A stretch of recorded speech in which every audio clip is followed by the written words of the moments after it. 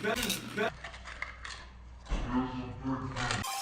feel the vibes?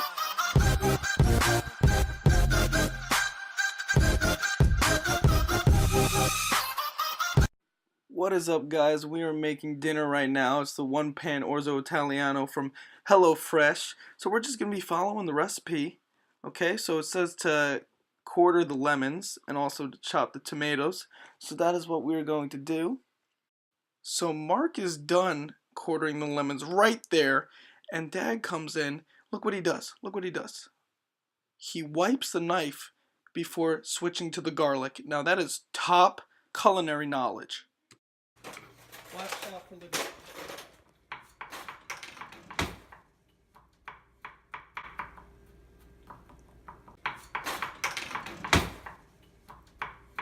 I'm having the tomatoes right now while my dad starts to mince the garlic with such skill. You can't learn this reading a child's cookbook, okay? He learned this by watching 10,000 hours of Chopped and Worst Cooks in America. We are now headed to the saucepan where Mark starts to squeeze the little sausage chunks out of the casing. Yep, he's definitely disgusted. It's not the best experience. My father notices his discomfort and comes to his aid.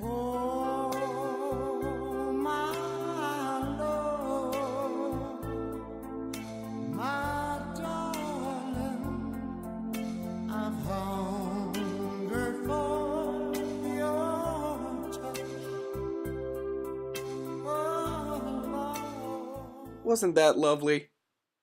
As a skilled chef, you must not be distracted so easily in the kitchen. Here is one form of distraction that I'm sure he will pass. And I was wrong. Better luck next time, I guess. So, now we are chopping the sausage so it turns into little crumbs when it's all cooked.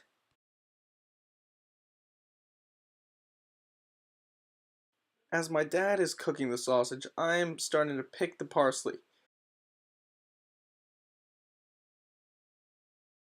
Once you've picked the desired parsley leaves from the stems, you are now to finely chop and discard the stems. I am using the technique that I learned in high school from World of Baking. It was an elective in public schools.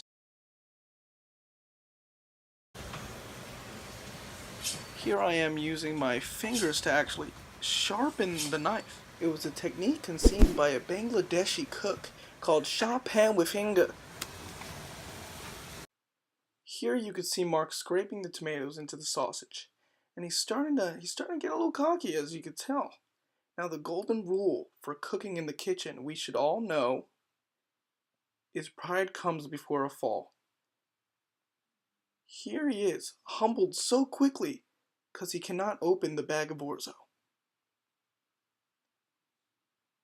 Look at that. He finally gets it open now. That's been 10 seconds. Mark has begun to add the orzo, breaking the golden rule again, and I'm adding the Italian seasoning. Now you might think, wow, that's a little hypocritical, John. You're looking pretty prideful right now. But it's different when I do it because I have the skill sets that I've learned in my public school with my elective in World of Baking. Next, my dad adds some water, and Mark starts to add the chicken stock, and Dad adds some more water, and he's happy about it. We are just going to mix all the chicken stock in the water with the sausage and the tomatoes till it starts to thicken up. Mark is chopping the basil leaves right now, and he is breaking the golden rule for I think the third time, guys. We must do something about it. Rose lost the handle, 5 to shoot. Rose on a pull-up, jumpers up.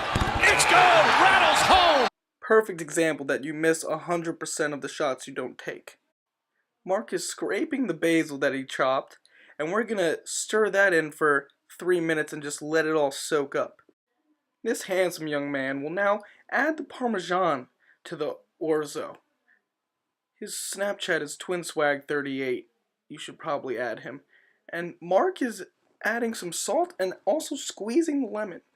We are then going to mix it all up and just let the flavors play together.